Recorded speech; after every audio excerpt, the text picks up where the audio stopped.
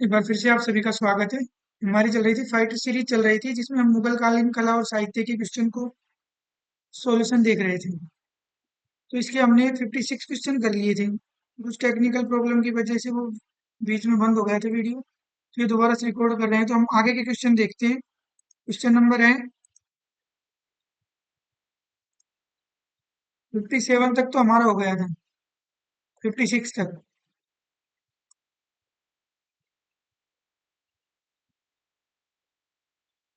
ये हो गया था। 57 क्वेश्चन था। निम्न में से कौन शाहजहां के शासनकाल का राजकवि था? तो कौन था? कलीन।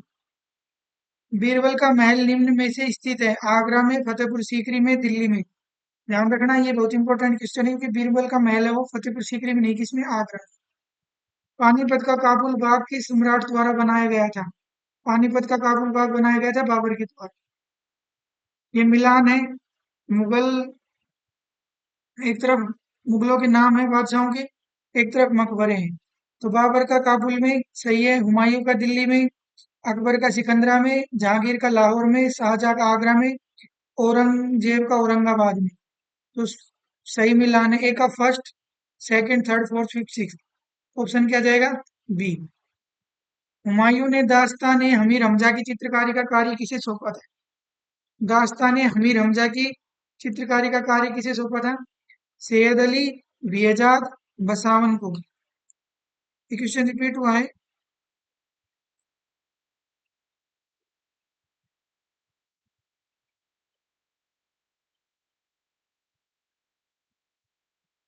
सैयद अली, बेहजाद, बसावन, खेमरण।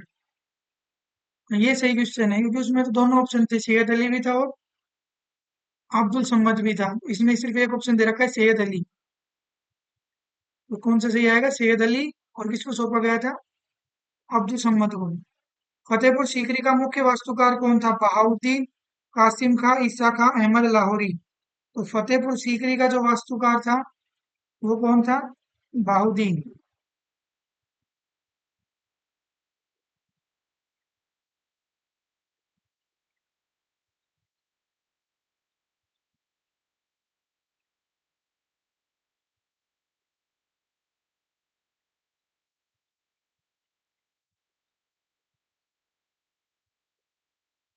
बहाउद्दीन।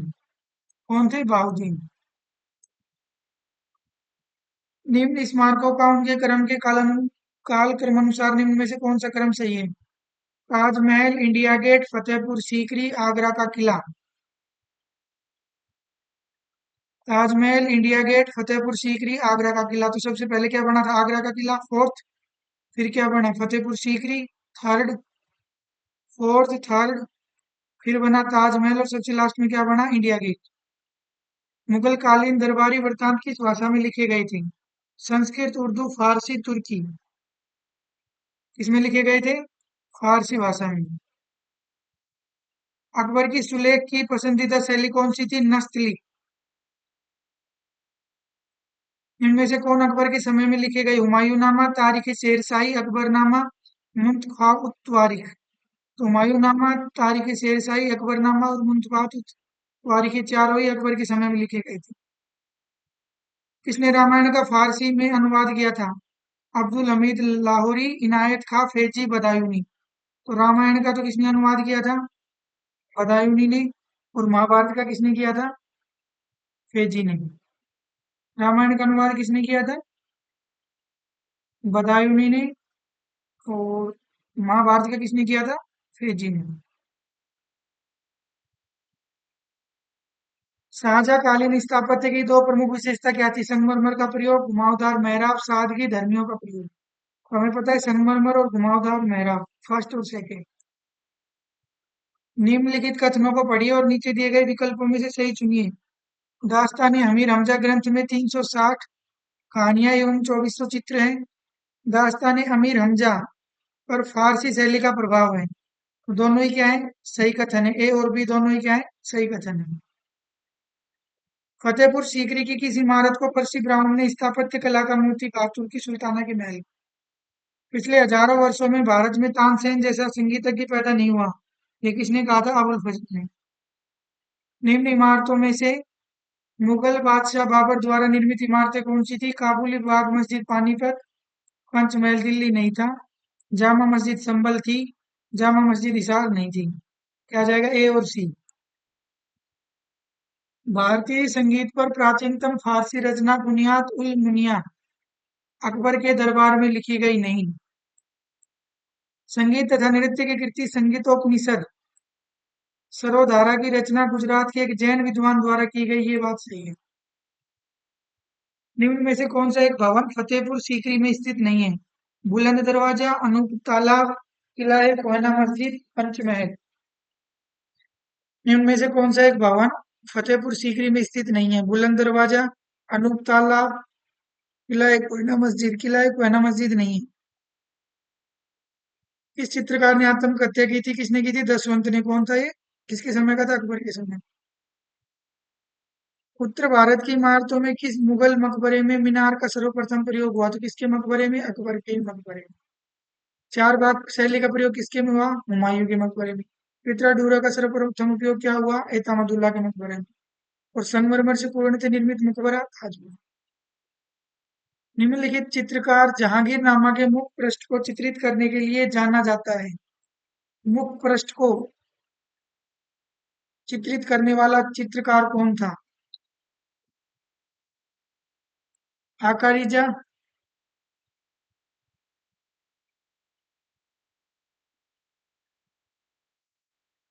अब्दुल हसन, बिशनदास, फर्रुख बैग।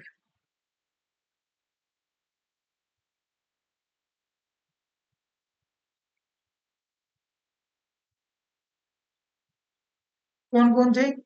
अब्दुल हसन था और एक मंसूर था। क्या है इसमें? अब्दुल हसन। जहांगीरनामा के मुख पृष्ठ को चित्रित करने के लिए कौन जाना जाता है? अब्दुल हसन। इनको मिलाना है। ताजमहल, फतेहपुर सीकरी, गोल गुम्बद, शेर शाह का मकबरा। तो हमें पता है शेर शाह का मकबरा पानी से घिरा हुआ है। तो डी का सी, डी का सी, डी का सी किसमें दे रखा है? लास्ट में। ताजमहल क्या है? कंदाकार गुम्बद। गोल गुम्बद क्या है?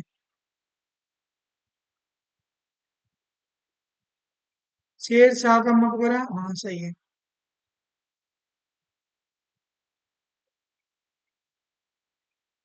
ऑप्शन नंबर क्या आ जाएगा? डी।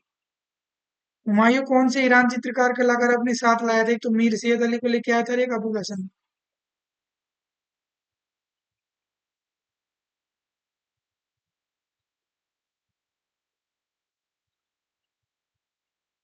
कौन सा भवन फतेहपुर सीकरी में नहीं है? तुर्की सुल्ताना का महल कोठी है, जोधाबाई का महल है, सलीम चिश्ती का मकबरा है, लेकिन जहांगीर का महल नहीं है। तो इस ऑप्शन का आंसर तो क्या आ जाएगा? डी। निम्न स्मारकों का सही कालानुक्रम नीचे दिए गए कूट से चुनिए। दीन पनाह, बुलंद दरवाजा, अलाई दरवाजा, अढ़ाई दिन का झोपड़ा। सबसे पहले किसका निर्माण हुआ था? ढाई दिन के झोपड़े का।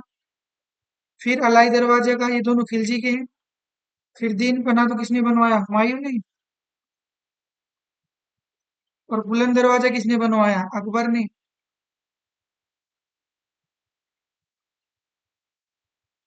तो ये हमारे क्वेश्चन कंप्लीट हो गए हैं।